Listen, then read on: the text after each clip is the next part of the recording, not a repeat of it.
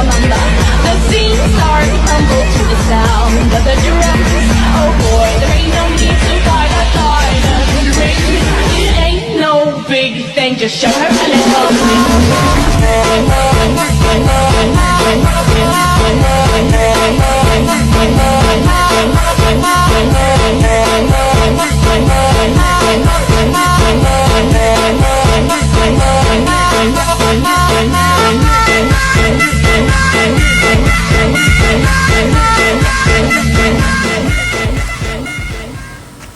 Assalamualaikum warahmatullahi wabarakatuh.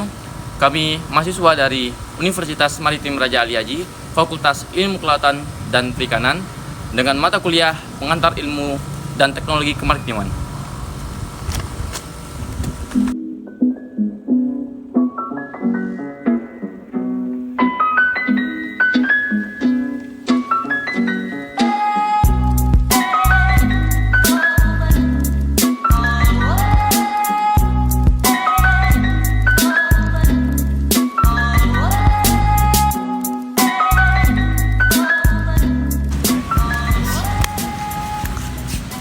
Baiklah, di sini kami akan memaparkan tentang apa itu definisi dari terumbu karang, hutan mangrove, dan pantai.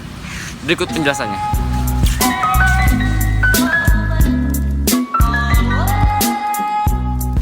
Terumbu karang adalah sekumpulan hewan karang yang bersimbiosis dengan sejenis tumbuhan alga yang bisa disebut zooxanthella. Terumbu karang sendiri kemudian terbentuk oleh lapisan kerangka yang terbuat dari batu kapur tersebut lalu ditutup oleh polip hidup yang saling berhubungan dan membentuk massa jaringan hidup. Terumbu karang memiliki berbagai warna. Yang menyebabkan terumbu karang memiliki banyak warna beragam karena suhu air laut. Fungsi terumbu karang sendiri sebagai habitat dan sumber makan bagi berbagai jenis makhluk hidup di laut, dan bisa sebagai penahan abrasi pantai, melindungi habitat laut, sebagai makanan olahan hingga bahan kosmetik, dan tentunya juga dapat menghasilkan pasir laut. Terlebih dari itu, terumbu karang mampu menahan dan memperlambat arus ombak yang datang ke pesisir. Nah, jadi terumbu karang ini bisa dijadikan sebagai objek wisata bagi warga sekitar pesisir seperti snorkeling atau pecinta selam untuk meningkatkan ekonomi sebagian warga di sana.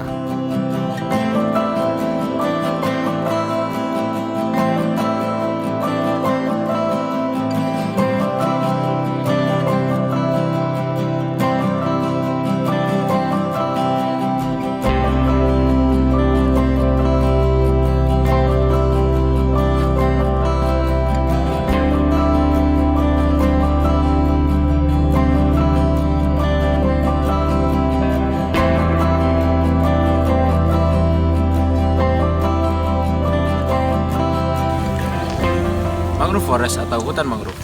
Hutan mangrove merupakan sekumpulan pepohonan yang biasanya hidup di sekitar area garis pantai yang dipengaruhi oleh pasang surutnya air laut. Hutan mangrove juga memiliki fungsi dan yang penting bagi lingkungan dan masyarakat. Yang pertama, melindungi garis pantai. Hutan mangrove berfungsi sebagai penghalang alami terhadap badai dan banjir, melindungi garis pantai dari erosi dan membantu mengurangi dampak bencana alam. Yang kedua, habitat bagi tumbuhan dan hewan. Hutan mangrove menyediakan habitat bagi berbagai jenis tumbuhan dan hewan, termasuk ikan, burung, dan krustasea. Hutan mangrove juga merupakan tempat yang penting bagi migrasi dan reproduksi hewan. Yang ketiga, ada penyimpanan karbon. Hutan mangrove menyerap dan menyimpan banyak karbon dioksida dari atmosfer, sehingga memiliki peran penting dalam penyimpanan karbon global. Yang keempat, sebagai sumber makanan dan bahan bakar. Hutan mangrove merupakan sumber makanan dan bahan bakar bagi masyarakat setempat, termasuk ikan, kerang, dan kayu bakar. Yang kelima, ada penyerap polutan. Hutan mangrove juga dapat menyerap polutan dari air laut, seperti logam berat dan bahan kimia lainnya, sehingga membantu menjaga kualitas air laut. Yang keenam, penghasilan ekonomi. Hutan mangrove juga dapat menghasilkan pendapatan ekonomi bagi masyarakat setempat melalui pariwisata, penangkapan ikan, dan pemanfaatan kayu.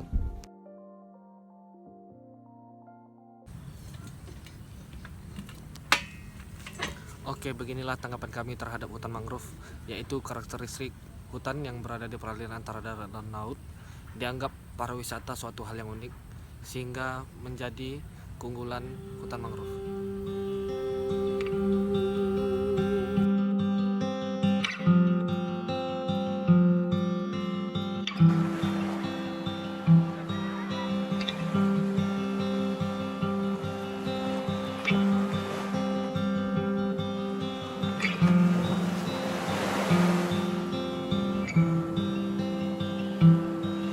Langit dan laut saling membantu mencipta awan hujan pun turun ketika Bikes Pantai.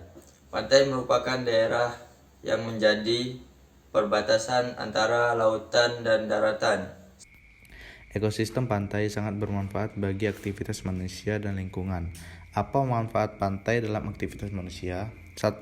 Menghambat terjadinya abrasi pantai atau bisa disebut dengan erosi daratan akibat gelombang laut, serta menghambat intrusi air laut ke daratan. 2. Tempat bertelur dan melindungi udang, kepiting, serta berbagai jenis ikan kecil sehingga menambah penghasilan penduduk sekitar pantai. Ketiga, kawasan pariwisata sekaligus sarana untuk liburan dan pariwisata. 4. Sumber mata pencaharian masyarakat seperti pemancing. Ciri-ciri pantai adalah biasanya terdapat ekosistem mangrove di sekitarnya, memiliki garis pantai yang permanen dan terjaga secara baik, berperan sebagai rumah bagi banyak jenis makhluk hidup sekaligus dapat menjadi sumber kehidupan bagi masyarakat yang tinggal di sekitarnya. Dan biasa terdapat pola usaha budidaya air payau. Adapun kekayaan sumber daya alam tersebar di berbagai wilayah pantai.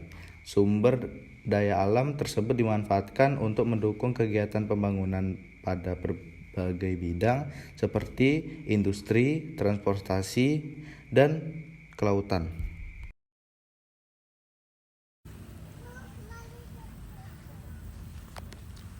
Oke, menurut kami terhadap wisata pantai, yaitu pantai merupakan salah satu objek wisata yang memiliki potensi daya tarik bagi wisatawan karena wujud dan suasana yang variatif.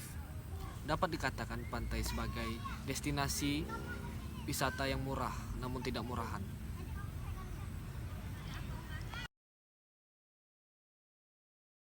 Nah, itulah video penjelasan dari kelompok kami. Terkurang dan terlebih saya mohon maaf. Wassalamualaikum warahmatullahi wabarakatuh.